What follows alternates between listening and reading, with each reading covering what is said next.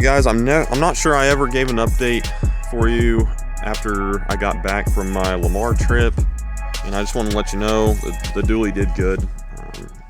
Like I mentioned, the only thing that it ended up having an issue with was that starter relay, and that was due to user error on the starter with that starter wire that was loose. So can't really blame that, as that was a result of an issue of my installation.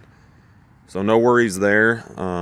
I've been driving it the past couple days, we'll say very legally.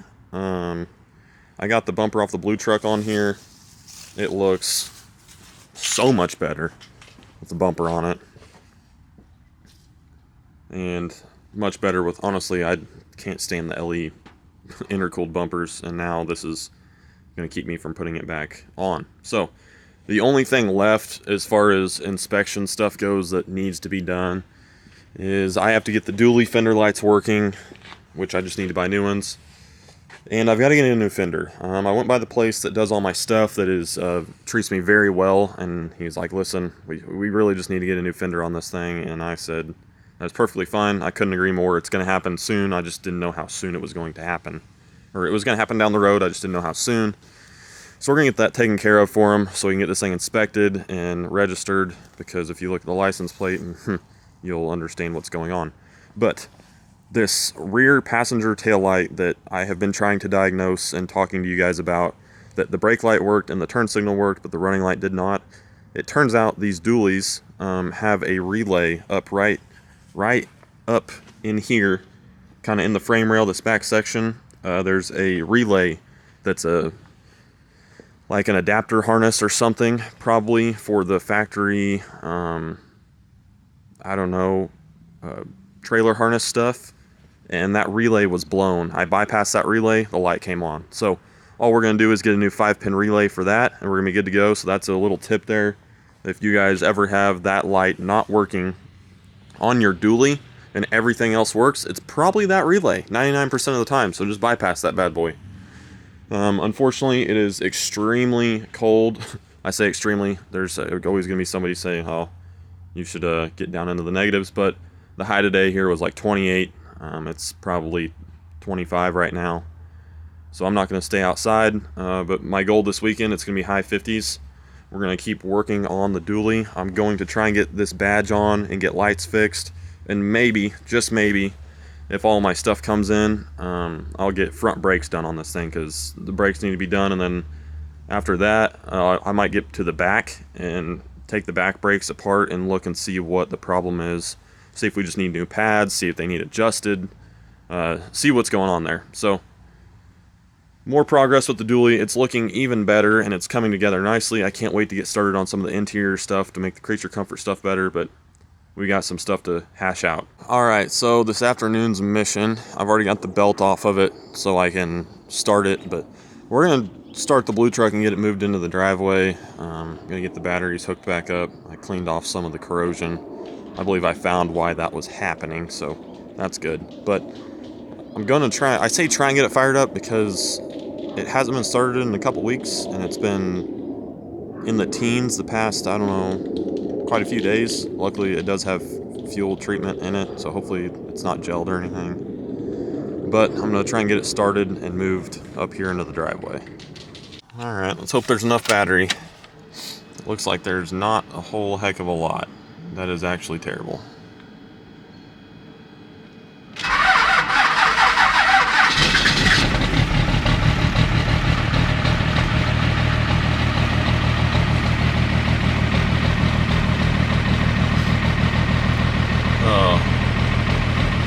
Why am I a VE guy, they ask.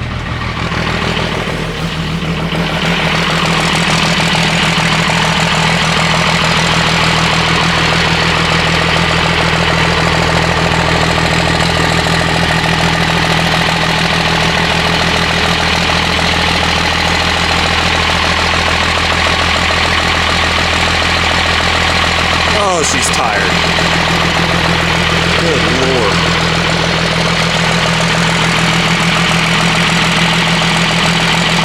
Alright, let me give you guys an update. So I got the back sides of these all cleaned off with a razor blade and and that I'm putting my 3M tape on the back sides of my trim right now.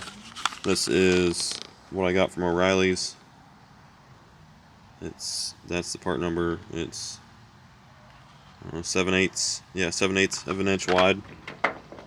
I've got the skinnier stuff too for the fender flares. That's what I put my fender flare on with. But getting that put on, I used the plastic emblem adhesive from 3M. There's part number for the badge, and I'll show you guys that.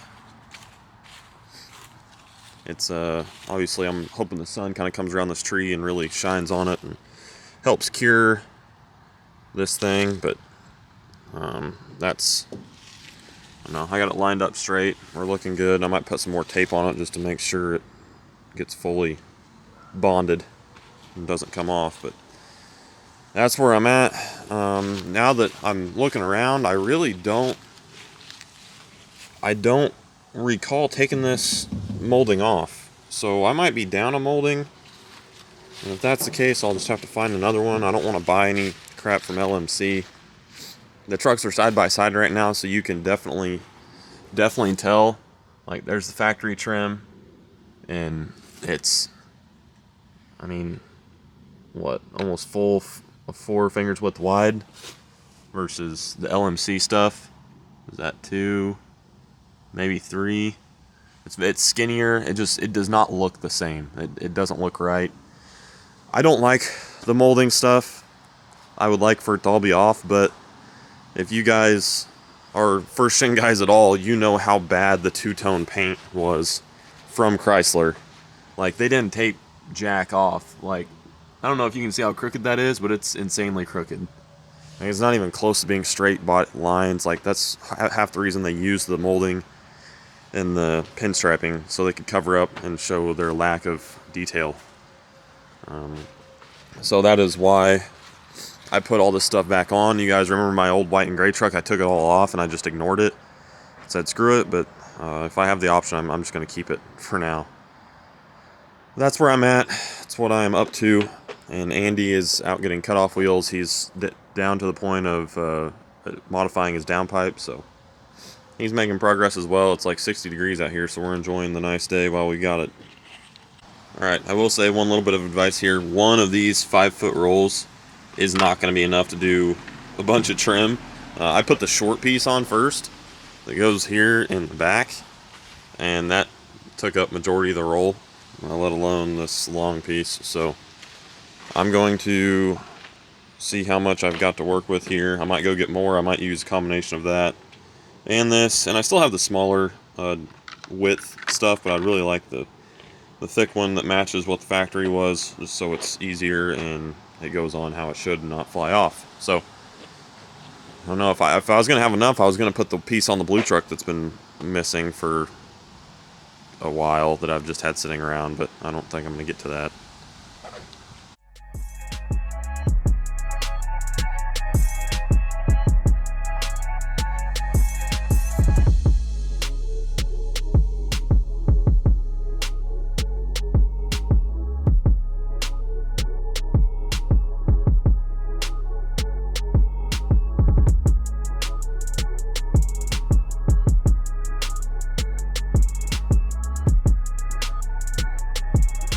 Alright guys, so I tend to take for granted a little bit how you, I don't know, just normal stuff that I think is normal knowledge, but I should say there is a very good way to check and see if you need door pins. Obviously, if the door is shutting very bad, it's sagging, it's like nothing, I don't know, like door sagging really bad, that's a very good sign.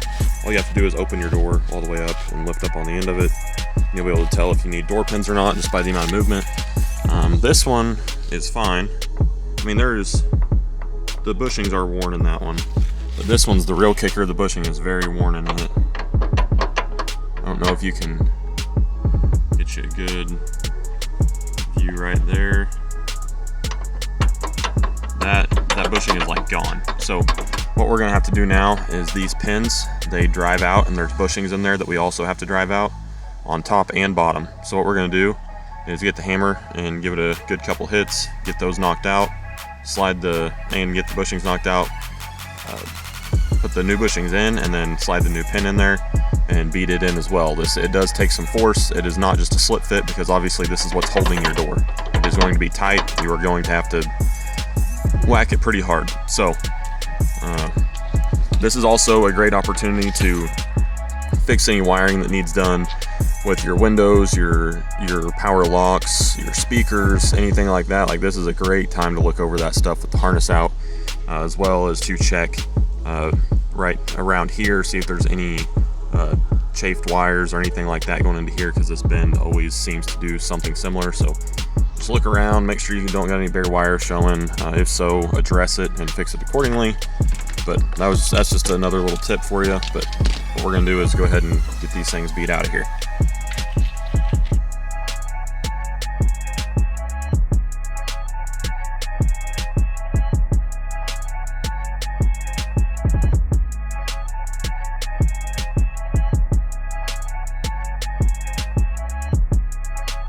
Alright, so our end of night update on the dually is we got the tailgate clips situated and all replaced.